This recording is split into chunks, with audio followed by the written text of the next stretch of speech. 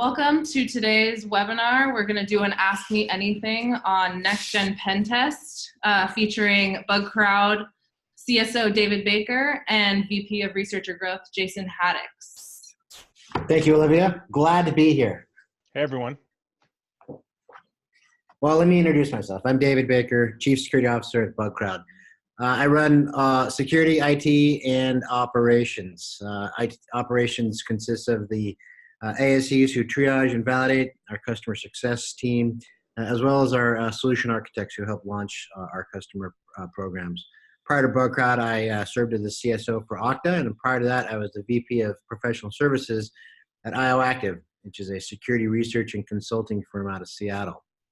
Been doing a bunch of enterprise data security, information technology, and computer research throughout my life, so I'm happy to be here. Thanks again.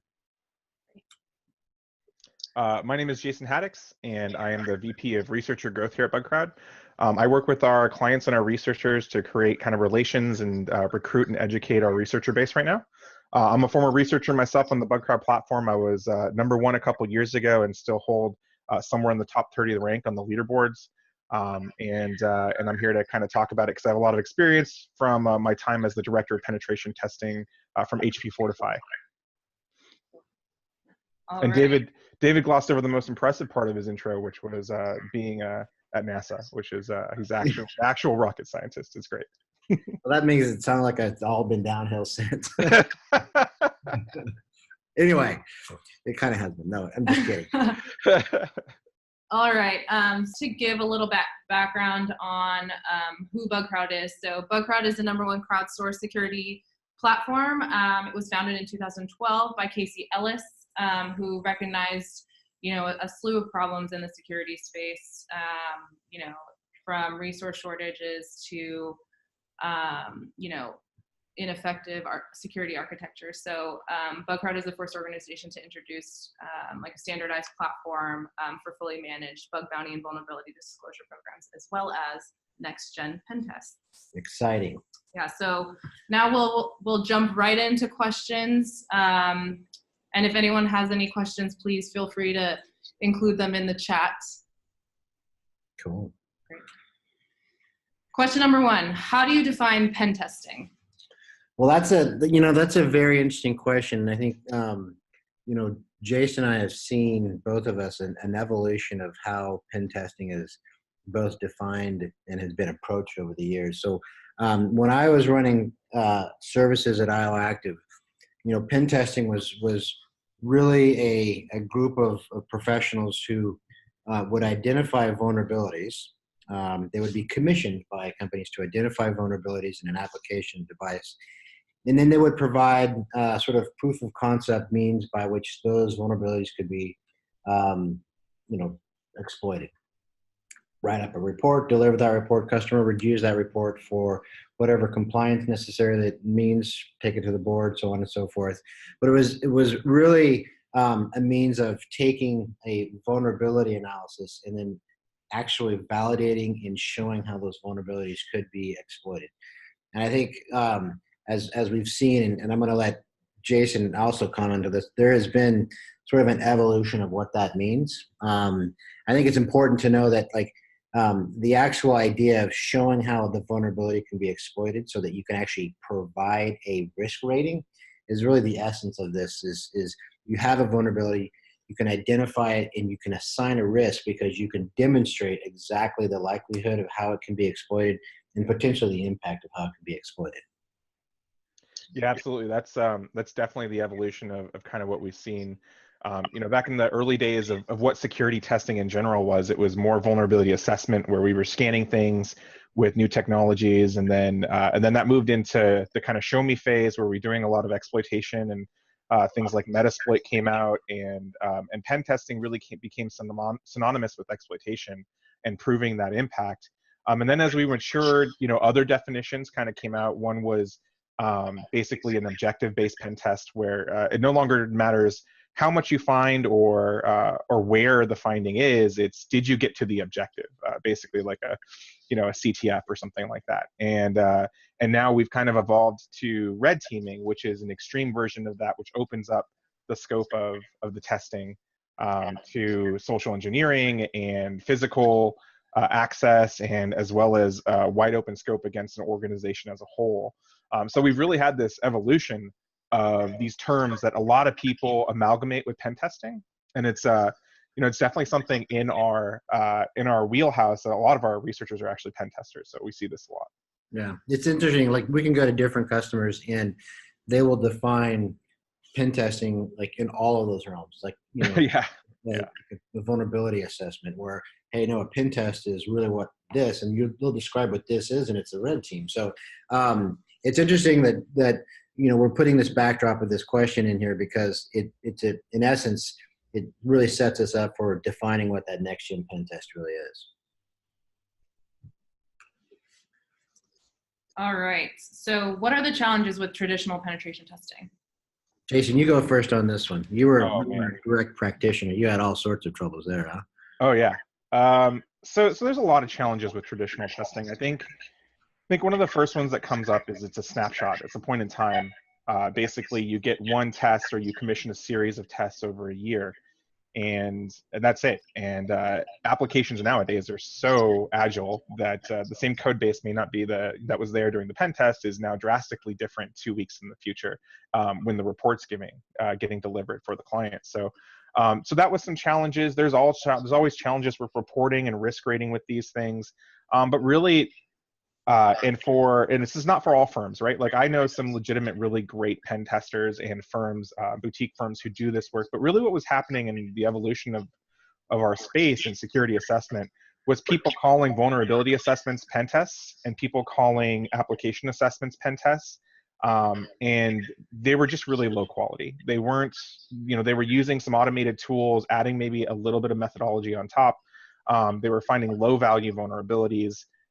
And then just kind of phoning it in, for a better term for it. And that was one of my biggest problems with pen testing, right? Like when I was at HP, I had a solid team of pen testers who did great application assessment work. We were specialized in web application pen testing. And it was, we held ourselves to a certain standard, but not everybody does that. A lot of times what you'd see is consultancies set up these shops and then they'd outsource the work to other places. It was never the person you got on the phone to commission, and then the value of your engagement would go way down. So definitely the findings in the end were always what I cared about most. Yeah, I can reiterate that last point there, Jason, that when I was running services, you have a bench of consultants. They are valued by the dollar per hour that you can have them go out and be billed at. So billable hours was king. And it's one of those things where Q4, when everyone is spending their budget, you didn't have enough consultants to go around, right? And in Q3, when Black Hat was going on, you never had enough consultants. But in Q1 and Q2, like, what am I going to do with all these consultants? Because no one was spending the money at that point. So there was the feast or famine mode. And definitely, during Q3 and Q4, I didn't have enough consultants to go around. They were double booked. Indeed, I did have to actually outsource to other countries at that point. And look, all the consultancies do that because it's the feast or famine model. And so you end up oftentimes, and this is, no knock on IOActive now on how they're doing business. This is definitely the challenges I faced, but having consultants double booked always drove down the quality of their work. And oftentimes, as you receiving, because when I was the CSO at Okta, I actually went and commissioned my own boutique firms to provide pen tests. And every year I get the same pen test. Like, I knew we were fixing stuff. I knew there was vulnerabilities, but then they'd come back with, instead of last year with the 20 they had, there was only 14 because I knew I had fixed 6 of them, but it was the same results that they had the year before, essentially. Just not enough time to really dig in there and focus. And, you're only going to get 2 or 3 people. Like when you're commissioning something from a small firm, they only can give you 2 or 3 people. And that's not really enough. I mean, if you think about that, I want as many people as possible looking. I want thousands of people because I know the more eyes, the better, right? Yeah, I think that one's really interesting. There's this term that's come out lately in a lot of you know, what I would consider like real pen testers, this term called pen test puppy mill, right? These consultancies that have this model where they just push out these pen tests that are kind of low quality, and that was a big challenge to me, as well as, you know, I knew people who worked at other consultancies that basically, in order to prove ROI on those consultants, would cut down the number of days of testing that they had. So, you know, one of my buddies worked at a consultancy where they went from a 2-week engagement and then, you know, had the business push them down to, all right, well, let's try if you can do it in 8 days. And then let's try to see if you can complete a whole methodology in 5 days. I got so extreme, they were asking him to do a full penetration test in 3 days, which is to execute a full penetration testing methodology to any degree of confidence in 3 days is not a thing that you want to be doing. There's definitely quality sacrificed at that level. Yeah, and that's that action right there is what's causing a lot of high volume firms to really drive the quality and cost of traditional pen testing to absolute zero. Like, I know I can go out to firms and get a pen test for a couple $1,000s, and it's really going to be nothing more than someone who's had an eye on the actual scanner that spits something back out at me. And that's unfortunate too, because there is such a high demand for this type of work, and there's such a high demand for these pen testers and researchers to put eyes on your application so that you can get good quality known vulnerabilities, that people are just trying to cram as much automation, cram as much little value as possible, just driving the cost, driving the time these consultants are allowed to actually be engaged in these engagements. I think one of the other challenges that you can face, and this is one for us as well, which, you know, I'm sure we're going to address somewhere on the AMA, but you know, it's pen tests can be internal and external, and there's a lot of versions of pen tests as well. There's technologies, wireless pen tests, you know, there's a lot of different types of pen tests. And one of the challenges for a lot of firms is, how do you provision an internal tester remotely, right? To, you know, the olden days where we used to fly people out to every client site, that's starting to go away more and more. At least not to be like super popular, but it still exists where you need an internal application tested. And so challenges with getting people provisioned to internal applications are definitely things that consultancies have to address first. Yeah, it's so hard to find the talent that they don't want to travel, right? Oh yeah. They want to live in their house and do their thing and work from where they live. That's definitely true.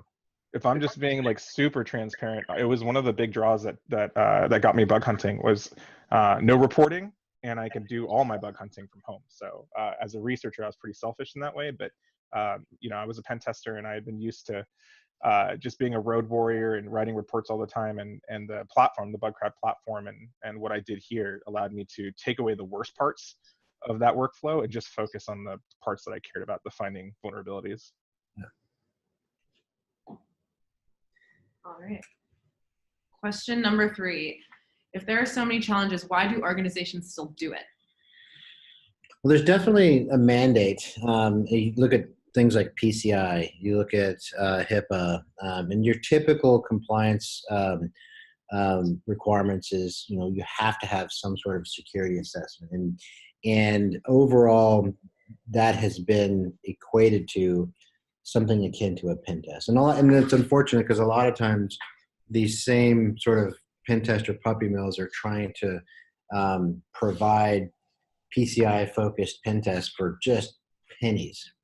And so that's, you know, largely there's this thing, these compliance requirements, and you can even find it in SOC 2 or even ISO 27001, where you have to have an annual, at a minimum, security assessment of what is your risk factors in your organization.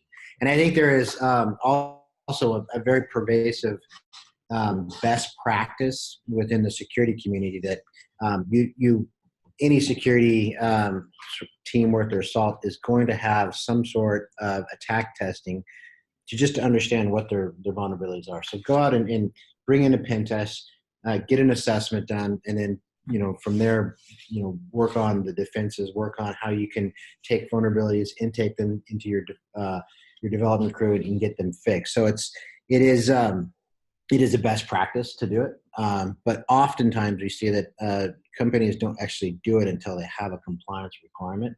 But again, it is a best practice in the very mature security shops will also do, bug bounty platforms. They will do internal teams that they've hired, and they will also commission pen testers as well.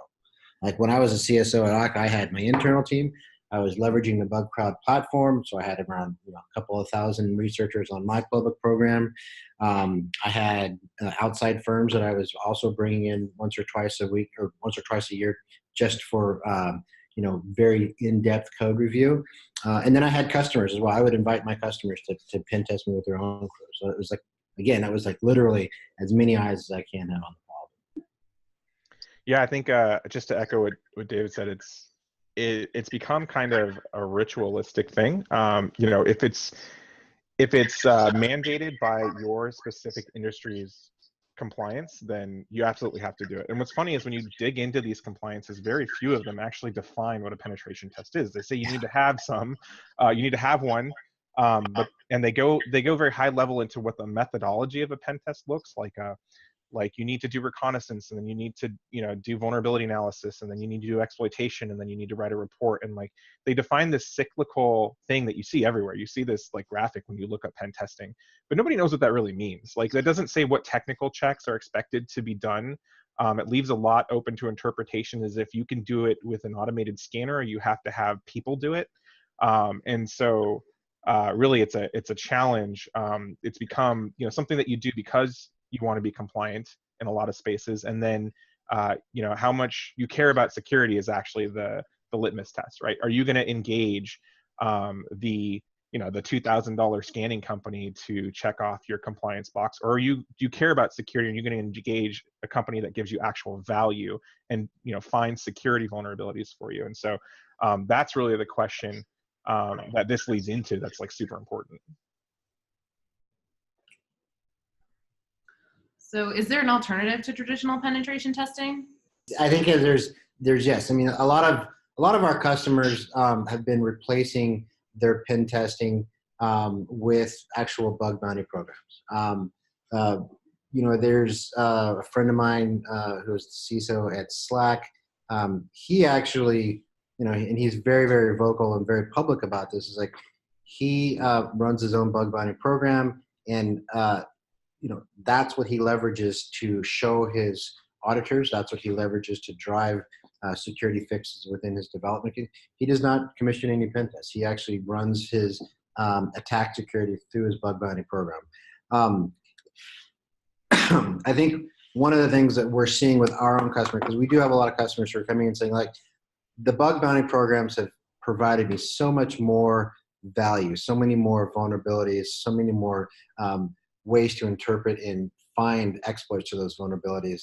But you know what? I still need to supply my customers with a pen test report. I still need to supply my auditors with a pen test report. I still need to give folks a assurance that I'm covering every single piece of this application with a coverage analysis.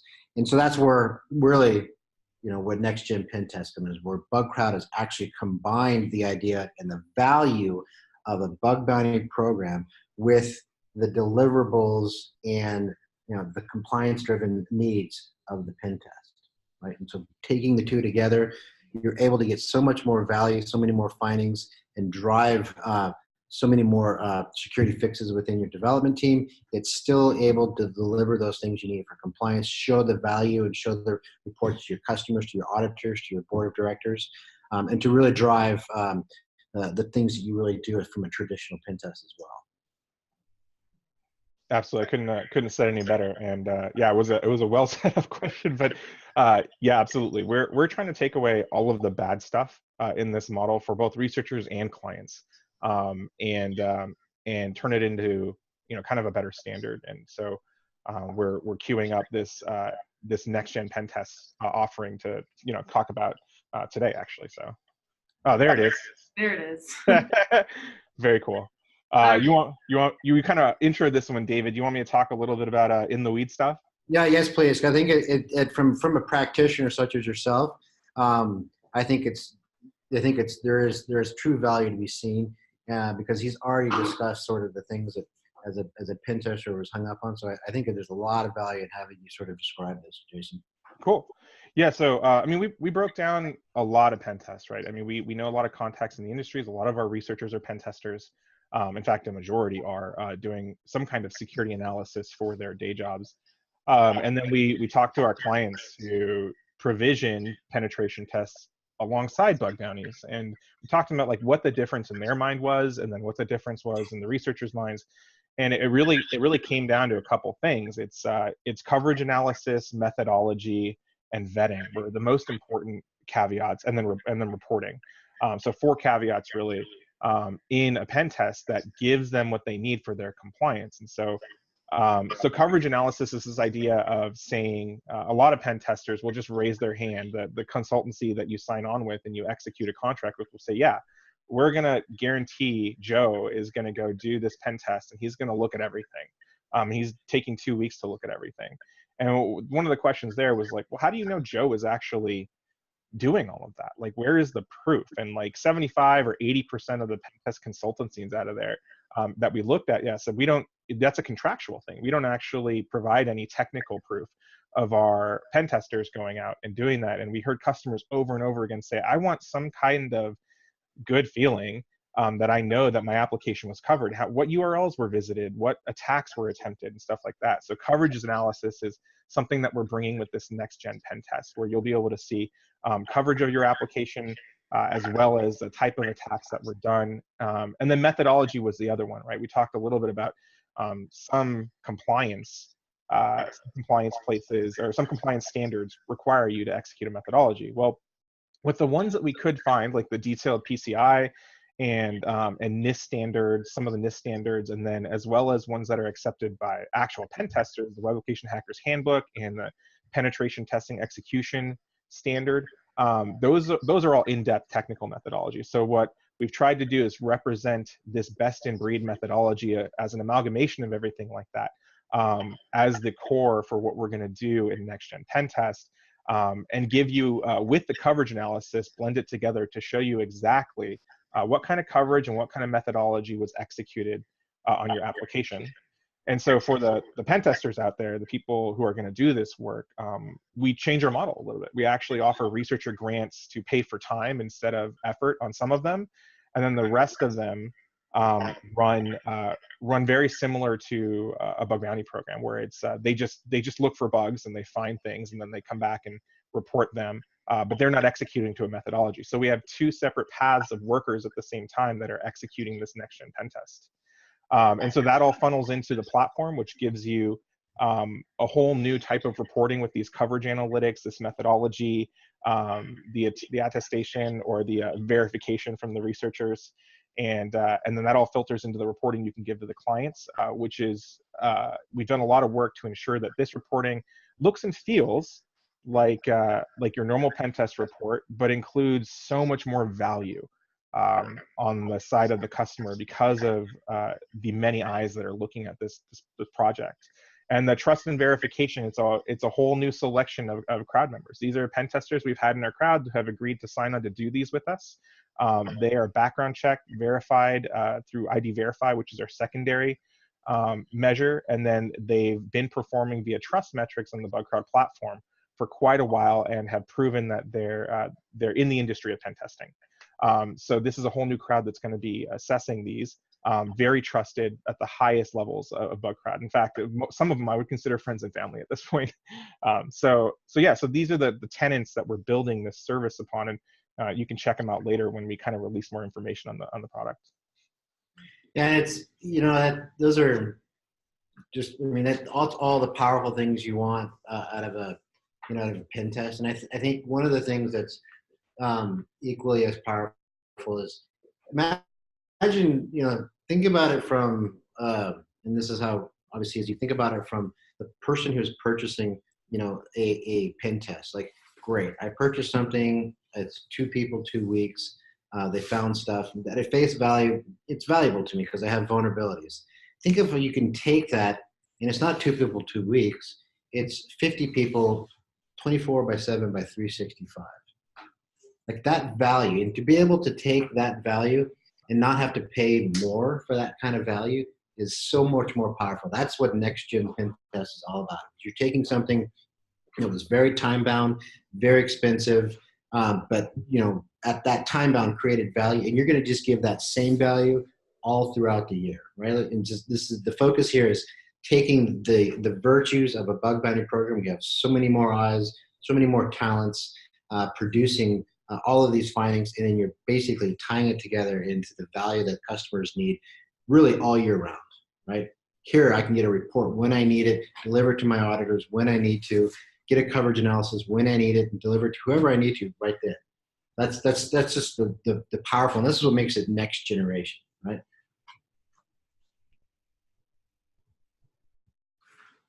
What methodology is used for the reporting?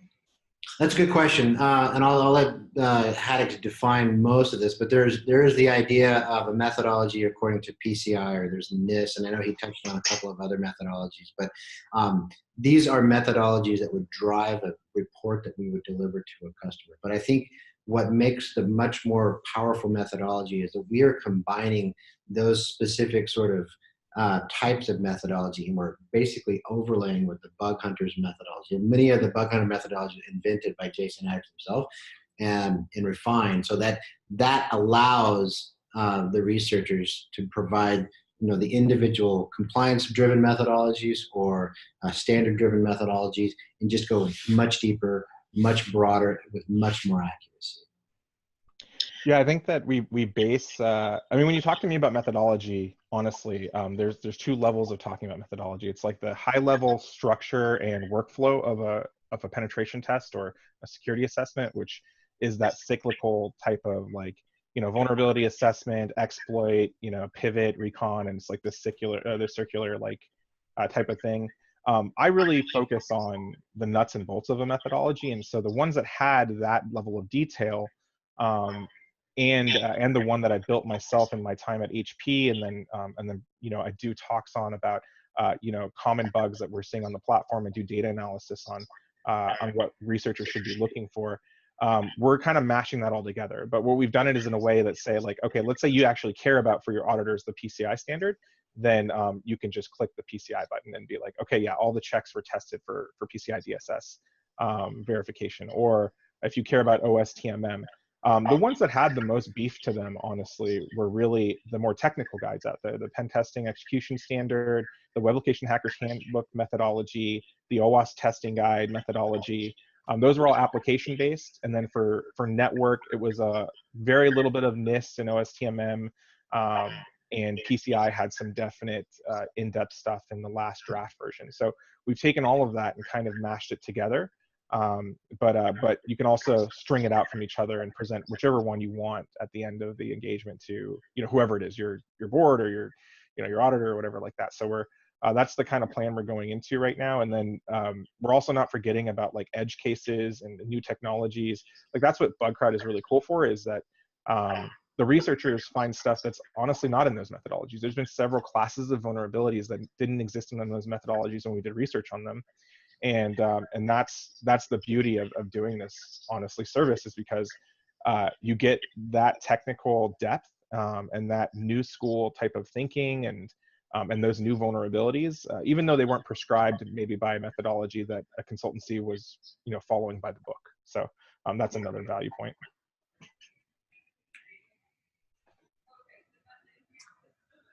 How does next-gen pen test combat traditional pen test challenges? Yeah, I mean, I think we go ahead, Jason. Go ahead, take this one. Oh yeah, no, I mean, the first one was just that when we talk about challenges, it's not point in time. So the way the next-gen penetration test works is you commission one, and it's a year-long engagement. So when I used to work in security consultant, I think David, you probably back me up on this, is there was only a few companies that were really doing year-long engagements with red teams and stuff like that, and they were prohibitively expensive when I remember them being commissioned by friends and stuff like that. And so with our next-gen pen test, you get year-long coverage, basically. And then at certain intervals, you get your methodology execution. So right away, you're seeing value throughout the whole year.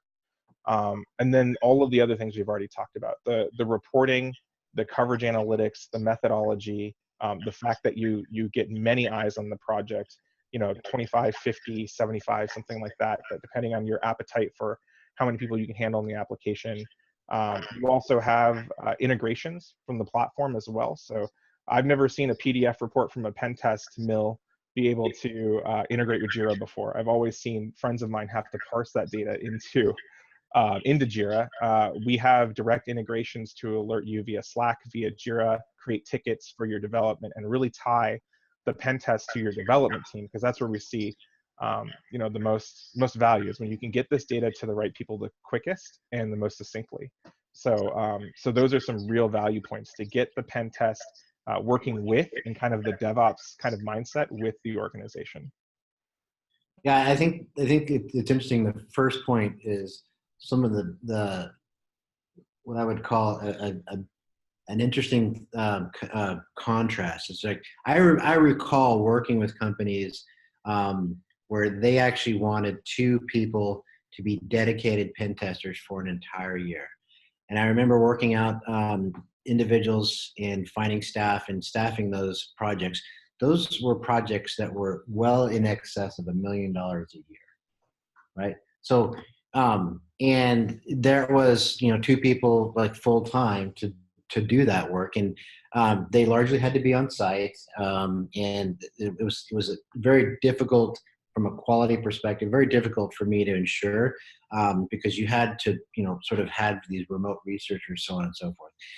You take this and you say, hey, I can give you much more powerful year-round engagements. Instead of 2 people, you have 50 people. You have, instead of 50 findings for that a year, you're going to have 250. You're going to have 350, right? And you're going to pay just a fraction of that. You're not going to pay $1 million for this. So there's this there's this way in which the Next Gen Pen Test is opening the door for that true year-long security assessment, where you're truly taking attack security, you're testing your defenses, you're testing your SDL year-round, and then providing the value of, let's go fix this. This is an important bug to fix. This is like something that was cost prohibitive to organizations until now. And then that's the most powerful, one of the more powerful things about Next Gen Pen Test. I think also one of the things that a lot of people run into is when they go to the lower end of this market is like scanners, and then the pen test puppy mills, and what they get is results that they have to verify themselves anyway. At the end of the day, they have to bring in these things and verify them with their security team, which eats up a lot of time. All this stuff that comes from the Next Gen Pen Test has gone through David's group and operations to already verify that it's valid, it's unique, it's the first time that anybody has ever seen this issue, and it's already risk rated for you with a very intelligent guide to risk rate the vulnerabilities for you, whether you want to use CVSS or you want to use our guide, which is the VRT, the vulnerability rating taxonomy. All of this is risk rated for you as well. So there's a lot of auxiliary value to kind of what comes through the pen test.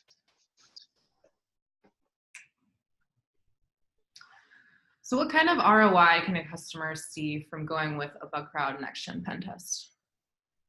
It's a good question. I think that we know, and we've validated this across all of our customers who are running bug bounties with us. Just leveraging the crowd in a year-long assessment, you're going to get 7 times the number of vulnerabilities, and these are validated vulnerabilities with proof of concept, types of means to show that the risk. So 7 times. Let's just call that, like, right there. You're going to get 7 times as much. Then on top of that, you're going to have the ability to take those vulnerability findings. You're going to be able to deliver them into the media that you need to, whether it's a compliance report to your auditor, whether it is a industry comparison report for your board of directors, whether it is a coverage analysis so that you can show your developers. This is all of the endpoints researchers touched on, and this is the exposure points that seem to be the most vulnerable, the most amount of findings that are coming out of here. So that ROI, I think, is from a perspective of sheer numbers of finding the security vulnerabilities, much more. And the cost is going to be very, very similar to what you're typically paying for a pen test currently. So I think you're going to get easily a 7x ROI just by running a next-gen pen test over your current pen test.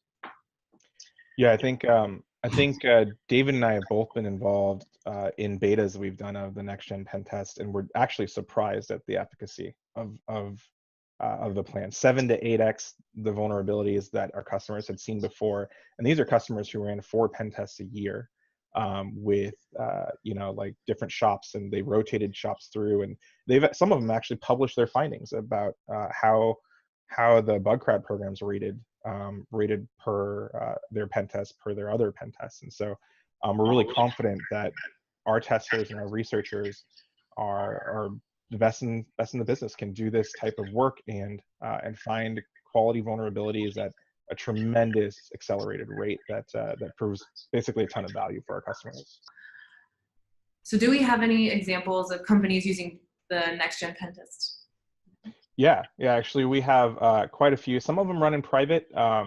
Some of the pen test scopes for these things are private programs, but other ones of them run and publish their findings. One is Instructure, is one of our customers, and they've done several blogs about the efficacy of running this in lieu of a traditional pen test. And I don't think they basically publish that data every year. We've crushed the competition every year. I shouldn't say we, our researchers have provided tremendous value for that company. So that would be one you can look up. Maybe we can throw that link somewhere after the AMA. And then we have a number of other really large enterprises running in private for private scopes, and we have executed really well on those, providing this service for, I would say, the majority of the last year. We've had super great success with this model. Why is next-gen pen test such a big opportunity? Well, I think there's a lot of pain out there with current models, in the way that the pen tests are being delivered. I think there's a huge number of customers, and we're dealing with it. They just care about security, and they want to get value. They know that they're spending a lot of money on defensive measures and appliances and so on and so forth. But it comes down to, at the end of the day, the best defense is a good offense. And the more eyes you can have, really trying to break apart an application or device or find a way through the front door, the more you're going to learn about the vulnerabilities, and just the better overall you're going to be from a security posture. And next-gen pen test really allows customers from all over really to take advantage of the existing crowd. I mean, these are tens of thousands of people in the crowd, and they're there, ready to help, right? And this takes away the cost prohibitiveness of trying to get 2 people to run this thing all year round. You can get access to so many people. So it's just really going to be a way. I think it's definitely going to change the industry, right? It's going to change because we're working on software that will allow companies to actually see exactly what the researchers are touching on and how they're testing those endpoints, so that they can get software attestation of actual endpoint coverage, right? And that's something you just don't have right now, right? You have to actually get researchers to produce their own logs and produce their own sort of burp suite logs and so on and so forth. And it's doable, but actually to have a piece of software that allows customers to see in software the exact coverage, I mean, that just does not exist. And it's so powerful because now you have a software attestation to the actual execution of your methodology. Yeah, I think that it's a big opportunity on both sides, right? The pen test industry, and I don't want to speak for all of it, right? Because there are some really great pen test boutiques out there who crush it, and a lot of those guys are researchers, and guys and gals are researchers on our platform. So the opportunity here, though, is to displace the kind of charlatans in the industry for this kind of thing. And one of the opportunities is to give the power back to the researchers and the hackers themselves, right? For the longest time, if you have a day job with a consultancy, you're getting applied through them. You're Your earning potential is your salary. You're booked, you're traveling, or whatever. And then with this model, or in the olden days, you would have to moonlight basically to get access to more work, or to try to find a separate, separate consulting engagement, and to increase your basically your income. And I know a lot of people used to do this. This is very commonplace in the pen test industry. Somebody will work for someone full time, but then also sub for somebody else. And it's not really talked about too much, but I guess it is now. But yeah, so people will sub for each other, and this gives people the opportunity to do that without all the crazy hurdles that you have to jump through, right? Like our pen test selected people get access to these programs. They come up, we provision them, they get to do their methodology and then work. They also get paid for their findings, as well as get granted to do the methodology. This is guaranteed money for them. And at the end of the day, if you kind of equal out, how much headache it would have been to go through a subcontractor to work somewhere else, and the risk that that brings, this is very much more consumable, and offers a lot of opportunity for pen testers to find more opportunity to make money. And so on the researcher side, selfishly, I'm really excited to build this crowd with David. And we have some people really successfully executing it already. So there's opportunity there. And then as that crowd builds, and as the customers come on board with this, we change the expectation as to what a pen test has been for a long time. It's value is expected, length of it is expected, no more cutting down methodologies, no more cutting down time. These are powerful things, and an opportunity for us to change some of the bad things about pen testing. And pen testing will never go away. I don't think there'll always be this requirement for that, but this will be an option to fill that need and that compliance itch or requirement with something that has real impact. So that's kind of what I'm excited about.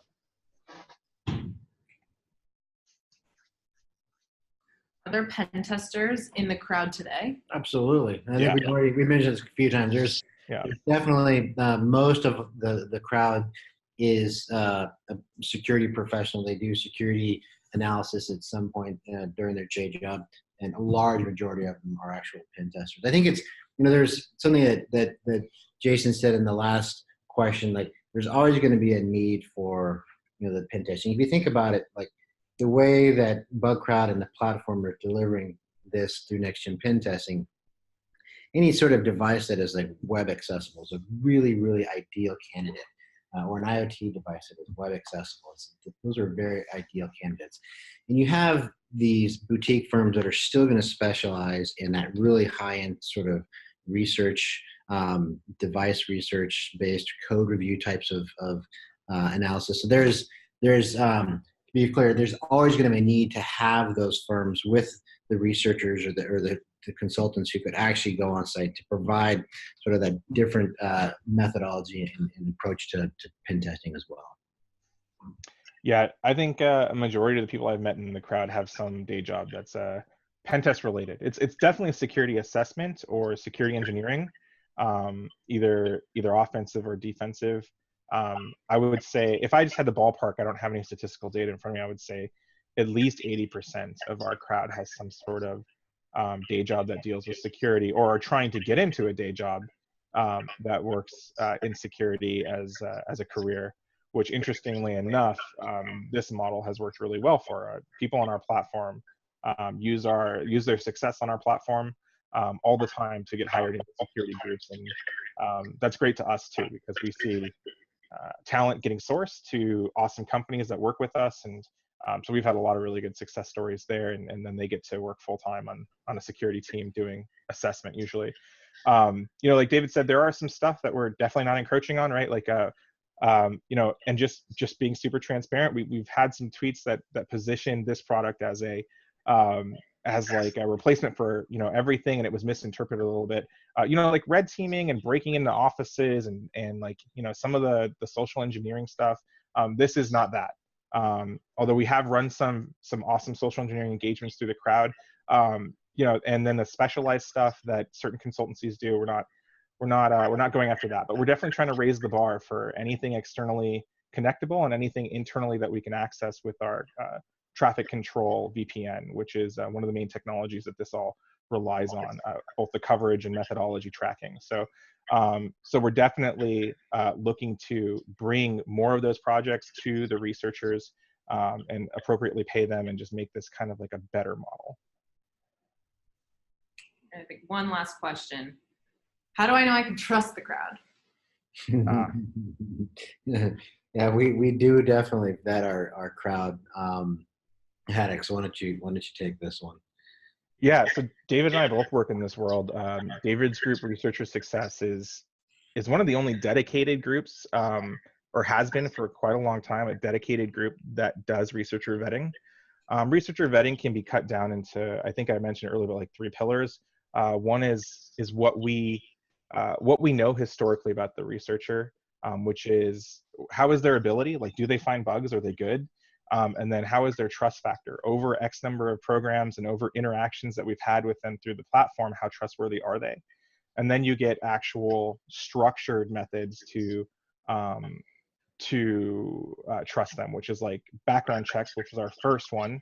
And then our second one is ID verify. It's the second one we layer on top to get extra vetting. And then you have technology on top of that, which is the Bugcrowd traffic control, basically VPN.